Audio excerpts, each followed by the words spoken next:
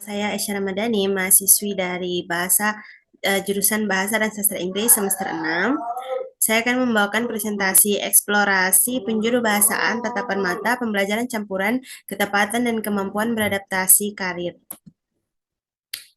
Em, jadi judul ini saya dapatkan berdasarkan dari penelitian saya atas 7 judul penelitian ini. Jadi yang pertama adalah Gaze and Eye Movement in Dialogue Interpreting and Eye Tracking Study. Yang kedua adalah A Study Blend Teaching Practice of a Business Interpreting Based on Objective Problem Orientation. Selanjutnya adalah Interpreting Accuracy Refined Approach to Interpreting Performance Analysis. Selanjutnya adalah Acquisition of Interpreting Strategies by Student Interpreters. Selanjutnya, Opportunities and Challenge Interpreting Contemporary. Yang keenam adalah Simultaneous Consecutive Interpreting, a new technique put to the test. Selanjutnya adalah Career Adaptability of Interpreting Student, a case study of development and interactions with interpreter competences in 3 Chinese universities.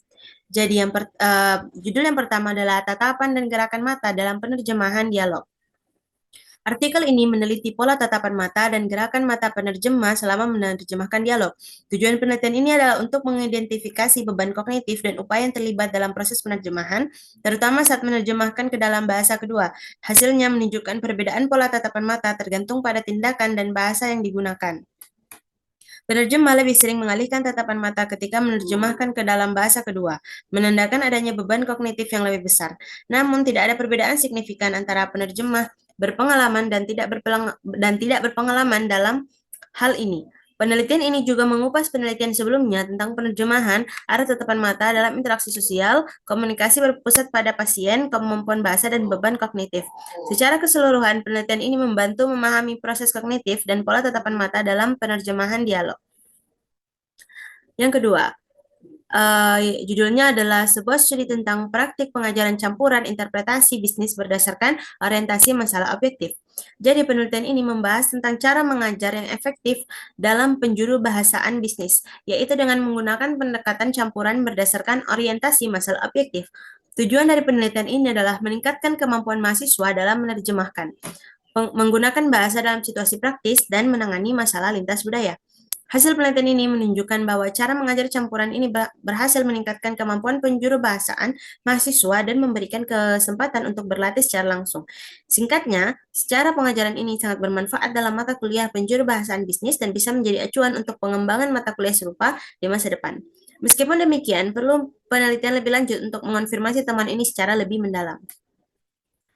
Yang ketiga, atau penelitian yang ketiga, judulnya adalah meninjau kembali akurasi interpretasi atau pendekatan yang disempurnakan untuk menginterpretasikan analisis kinerja. Jadi, penelitian ini berfokus pada analisis tingkat keakuratan dalam penjuru bahasaan dan bagaimana kelelahan dapat mempengaruhi kinerja penerjemah. Tujuannya adalah untuk mengembangkan cara mengukur akurasi berdasarkan unit bahasa lisan dan penerjemahan, strategi yang digunakan dan berapa lama penerjemah berbicara. Para peneliti membandingkan kinerja antara mahasiswa dan penerjemah profesional dengan membagi teks asli menjadi 5 bagian untuk menilai perbedaan akurasi di setiap bagian. Selain itu, penelitian ini membahas tantangan ketika penerjemah menghadapi bahasa non-standar dan mengusulkan cara baru untuk menganalisis penerjemahan dengan lebih baik. Mereka menyoroti pentingnya mendapatkan data yang terekam dalam waktu tertentu untuk memahami bagaimana beban pikiran penerjemah berubah selama menerjemahkan. Tujuannya adalah mengembangkan metode yang memungkinkan analisis kuantitatif, perbandingan kelompok, dan data lainnya untuk menguatkan temuan mereka. Kesimpulannya, metode yang dikembangkan dalam penelitian ini sangat berguna untuk menilai kinerja penerjemah dan juga membantu dalam mengkaji dampak dari bahasa yang tidak standar dan tingkat kelelahan. Para peneliti menekankan pentingnya menyediakan rincian tentang desain penelitian untuk penelitian berikutnya dan merekomendasikan penggunaan metode analisis berdasarkan waktu untuk lebih memahami kinerja penerjemahan secara mendalam. Penelitian yang keempat yaitu perolehan strategi penjuru bahasaan oleh interpreter mahasiswa.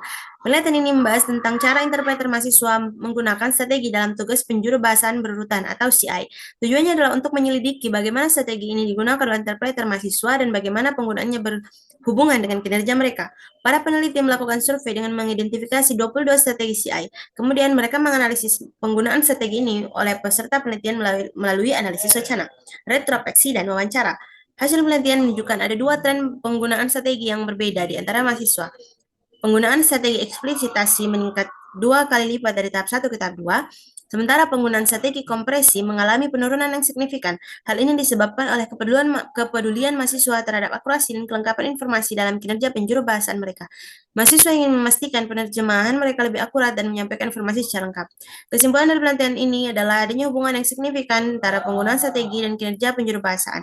Para peneliti juga memberikan kerangka kerja dari 22 strategi CA yang dapat membantu mahasiswa dalam meningkatkan keterampilan mereka sebagai interpreter.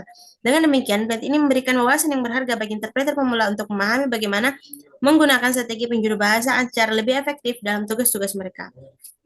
Selanjutnya adalah peluang dan tantangan dalam penafsiran kontemporer.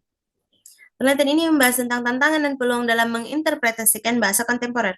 Tujuan penelitian ini adalah untuk mengidentifikasi masalah yang dihadapi oleh penerjemah dan memberikan pemahaman, minat, dan pengetahuan kepada siswa tentang penjuru bahasaan. Tujuannya adalah untuk mengatasi tantangan tersebut dan mengembangkan kemampuan penerjemah. Hasil penelitian menunjukkan bahwa tantangan utama bagi penerjemah adalah masalah kesehatan, pendengaran, kelelahan akibat beban kerja yang berat, resiko dan kehilangan konsentrasi dan akurasi. Namun di sisi lain ada peluang bagi penerjemah dalam berbagai mode kerja seperti penjuru bahasan berurutan, penjuru bahasaan simultan, dan penjuru bahasan penglihatan. Penelitian ini menyimpulkan bahwa melalui diskusi kelompok terfokus, tantangan-tantangan tersebut dapat diatasi dan kemampuan penerjemah dapat dikembangkan dengan lebih baik. Dengan demikian, penelitian ini memberikan wawasan yang berharga bagi interpreter pemula untuk memahami tantangan yang mungkin mereka hadapi dan juga mengetahui peluang yang dapat mereka manfaatkan dalam pekerjaan penjuru bahasaan. Selanjutnya, yang keenam, yaitu penjuru bahasaan berurutan secara simultan, sebuah teknik baru yang diuji. Jadi, penelitian ini berfokus pada metode baru dalam penjuru bahasaan berurutan menggunakan perekam suara digital untuk juru bahasa konferensi. Tujuannya adalah untuk membandingkan kinerja penerjemah konferensi berpengalaman menggunakan metode berurutan konvensional dengan metode berurutan simultan yang baru. Penelitian ini menghadapi beberapa tantangan, seperti perlunya penelitian lebih lanjut untuk menguji sejauh mana metode baru ini dapat diterapkan dan bagaimana implikasinya bagi pelatihan dan praktik profesional dalam konferensi dan komunitas. Terdapat juga beberapa variabel yang perlu dipertimbangkan dalam penelitian ini, seperti pengaturan, gaya penyampaian, kecepatan bicara, kombinasi bahasa, dan fitur peralatan yang digunakan. Hasil penelitian ini sejalan dengan uji coba sebelumnya, menunjukkan potensi dari metode baru ini. Namun, diperlukan penelitian lebih lanjut untuk menguji penerapannya dengan lebih luas. Penelitian ini juga menggunakan analisis output untuk menilai kualitas interpretasi, meskipun ada beberapa kendala metodologis, namun diperoleh hasil yang cukup kuat. Kesimpulan dari penelitian ini adalah temuan yang menarik mengenai kinerja tiga penerjemah konferensi berpengalaman dalam bahasa Prancis ke Jerman dengan menggunakan metode baru ini. Penelitian ini menekankan perlunya penelitian lebih lanjut dan penilaian mengenai implikasi metode baru ini bagi pelatihan dan praktik profesional. Dan yang terakhir yaitu Career Adaptability of Interpreting Student, a case study of its development and interaction with interpreter competences in 3 Chinese universities. Jadi penelitian ini itu membahas tentang bagaimana mahasiswa penjuru bahasa di Tiongkok dapat beradaptasi dengan karir mereka. Tujuannya adalah untuk menyelidiki kurikulum berbasis kompetensi dan dampaknya terhadap kemampuan beradaptasi karir para mahasiswa. Para peneliti mengumpulkan data melalui kuesioner dan wawancara untuk mengidentifikasi masalah yang ada dan memberikan saran untuk memperbaiki kurikulum.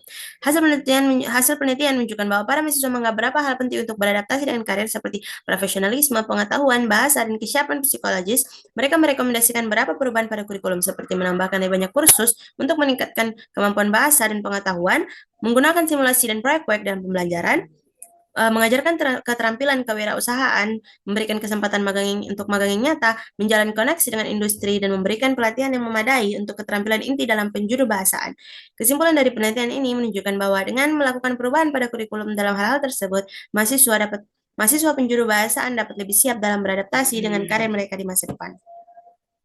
Selanjutnya, kesimpulan. Kesimpulan dari penelitian-penelitian ini, jadi, kesimpulan dari penelitian-penelitian ini adalah bahwa penjuru bahasaan atau interpreter atau interpreting adalah proses kompleks dengan tantangan unik dan potensi untuk pengembangan keterampilan yang lebih baik. Perubahan dalam kurikulum dan penggunaan teknologi dapat meningkatkan kinerja dan kesiapan mahasiswa penerjemah.